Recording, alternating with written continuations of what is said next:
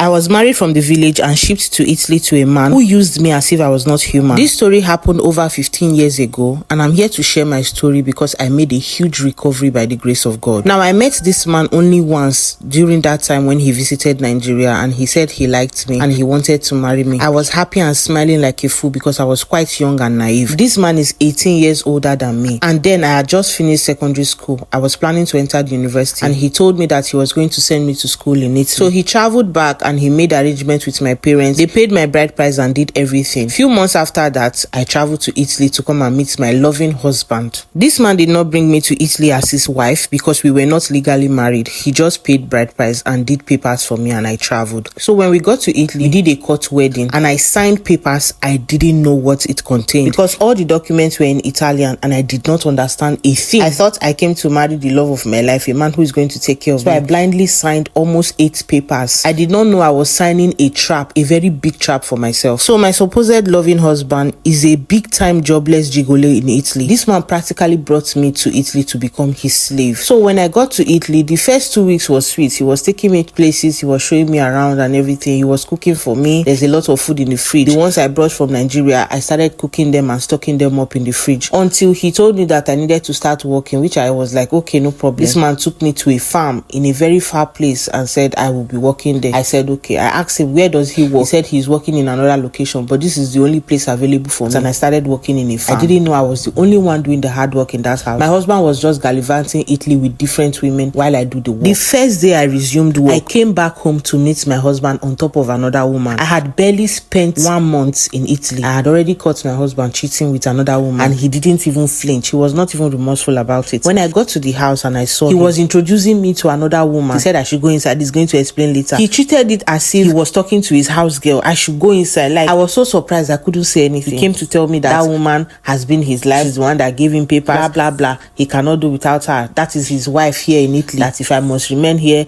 I have to cope with all of this. Why did you bring me if you knew you had a wife? He said they are not legally married, but she is somebody he cannot do without. So anytime she comes here, I should respect her. He was giving me all sorts of rules and regulations. So you were sending me out to go and work so you will have the opportunity to do this. Where exactly do you work? He said I shouldn't question him. That was when I knew that I had entered trouble. The next day I got to work. So one lady that we worked together noticed that I was not looking myself. We came from the same state. So she was asking me, what's wrong with you? Are you okay? I said I was fine. I didn't know who to trust. I can't just open my mouth and start talking. So I kept on managing all his nonsense. The woman he introduced to me was not the only one I met him with. I saw him with different other ladies. He will bring ladies, do what he wants to do, and they will pay him money. Hey, I was so surprised to my bones that a man is doing this. I thought it is only for ladies. I managed all this nonsense for